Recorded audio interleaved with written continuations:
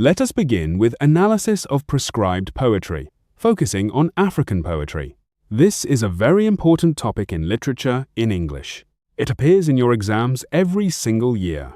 By the end of this lesson, you will understand how to analyze African poetry, including the speaker, situation, structure, imagery, figurative language, sound devices, tone, and theme, using a sample analysis of 2 prescribed African poems, and how to answer exam questions. Take your notes. Let us go. First, let me give you a framework for analyzing any poem. When you analyze a poem, you should consider several elements. The first element is the speaker. Who is speaking in the poem? Is it the poet or a persona? What is the speaker's attitude? The second element is the situation. What is happening in the poem? Is there an event or a moment being described? The third element is the structure. How many stanzas?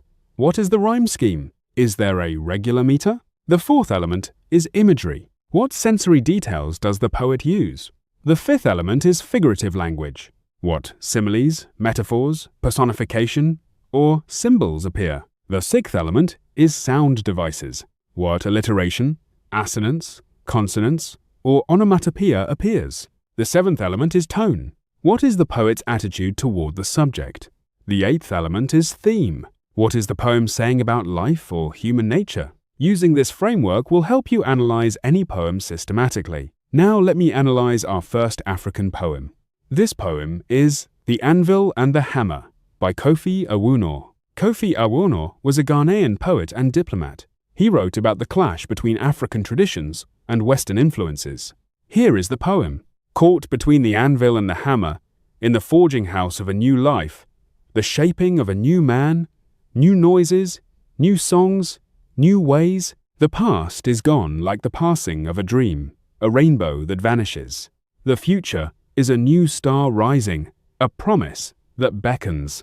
But the hammer falls and the anvil groans, and the heart of the man is torn. He remembers the old songs, the old dances, the old gods. He hears the new songs, the new preachings, the new gods. He cannot hold the past. He cannot grasp the future. He stands in the middle, caught between the anvil and the hammer. Now let me analyze the anvil and the hammer. The speaker is an African man. He speaks in the first person. He represents the many Africans who are caught between tradition and modernity. The situation is the experience of colonialism and its aftermath. The speaker describes the forging of a new man. The anvil and the hammer are images of metalwork. The old self is being hammered into a new shape. The process is painful. The heart is torn. The speaker remembers the old songs, old dances, and old gods. But he also hears new songs, new preachings, and new gods. He cannot hold the past. He cannot grasp the future. He is caught in the middle. The poem has irregular structure. It does not have regular stanzas or rhyme. This reflects the disorder and confusion of the speaker. The rhythm is irregular. It mimics the uneven hammer blows. Awuno uses powerful imagery. The anvil and the hammer are concrete images. They come from the forge. The blacksmith shapes metal on an anvil using a hammer. The metal is heated until it is soft. Then it is hammered into a new shape. The process is violent and painful. The image represents the colonial experience. African cultures were heated and hammered into new shapes. The speaker is the metal. He is being shaped by forces outside his control. The dream and rainbow are images of the past. The past is gone. It is like a dream that fades. It is like a rainbow that vanishes. The new star is an image of the future. It rises and beckons, but it is distant and unclear. Awuno uses figurative language. The anvil and the hammer are a metaphor for the forces of change. Colonialism and modernity are the hammer.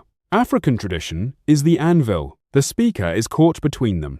The personification of the heart being torn gives emotion to the pain.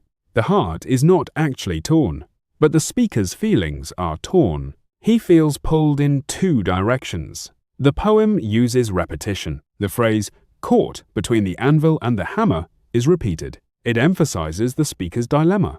The repetition of old songs, old dances, old gods, and new songs, new preachings, new gods contrasts the past and the present. The tone of the poem is painful and conflicted. The speaker feels torn. He cannot go back. He cannot go forward. He is trapped in the middle. The theme of the poem is the pain of cultural dislocation. Africans who experienced colonialism were caught between two worlds. They could not return to the old ways. They could not fully embrace the new ways. They are caught between the anvil and the hammer. Now let me analyze our second African poem. This poem is The Song of the Women of My Land by Omar Farouk Sesay. Omar Farouk Sesay is a Sierra Leonean poet. He writes about war, suffering, and the resilience of women. Here is the poem. The Song of the Women of My Land is a dirge sung from the depths of wounded wombs. It is a lullaby hummed over empty calabashes. It is a chorus of anguished cries at the cutting edge of hunger. The Song of the Women of My Land is a litany of lost sons, a roll call of conscripted fathers, a testimony of raped daughters. It is a symphony of sorrow orchestrated by the baton of war. But the Song of the Women of My Land is also a hymn of hope. It is a chant of defiance. It is a melody of survival. For when the night is darkest, they sing, and their singing cracks the sky, and the sun peeps through, and the seeds stir in the earth. Now let me analyze the Song of the Women of My Land. The speaker is a person who observes and respects the women of his land. He speaks for them. He is not a woman himself, but he bears witness to their suffering and strength. The situation is a country devastated by war. The women are suffering. They have lost sons, fathers, and husbands. They have been raped. They are hungry. They are grieving. But they also sing. Their singing is a hymn of hope and defiance. Their singing cracks the sky. The sun peeps through. The seeds stir in the earth. The poem has irregular structure. It has 3 stanzas. The first stanza describes suffering. The second stanza describes more suffering. The third stanza shifts to hope. There is no regular rhyme. The rhythm is varied. It mimics the uneven emotions of the women. Sesay uses powerful imagery. The dirge is a funeral song.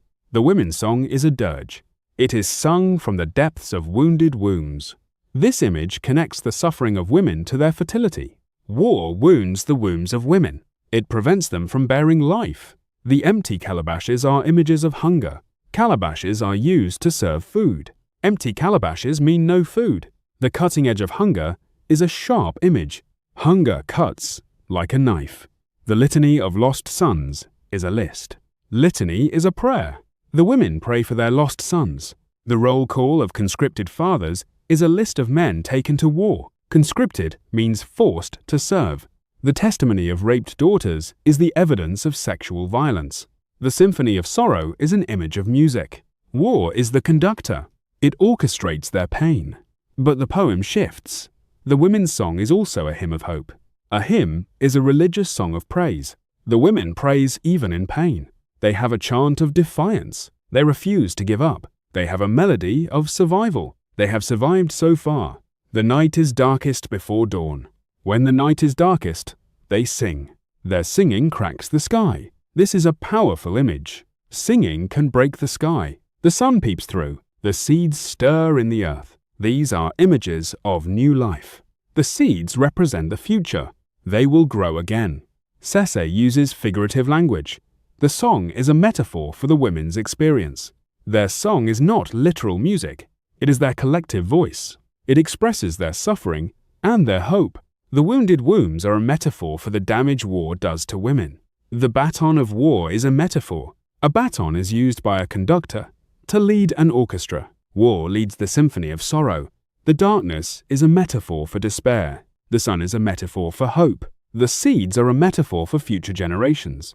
The poem uses repetition. The song of the women of my land is repeated at the beginning of each stanza. This emphasizes the central subject. The repetition of "it is" in the first stanza lists the sufferings. The repetition of "a" in the third stanza lists the hopes. The tone shifts. In the first two stanzas, the tone is sad and grieving.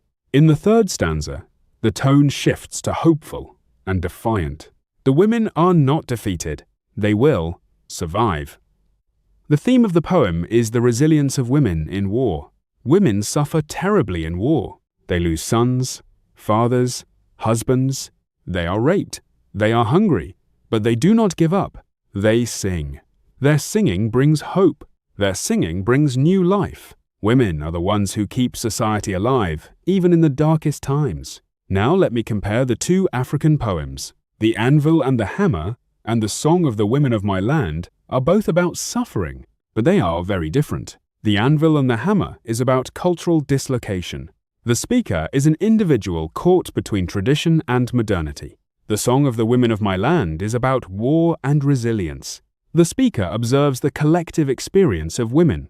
The Anvil and the Hammer uses the image of the forge. It is about being shaped by external forces. The Song of the Women of My Land uses the image of song. It is about expressing pain and hope. The Anvil and the Hammer has a tone of pain and conflict. The Song of the Women of My Land shifts from pain to hope. Both poems use powerful imagery and figurative language.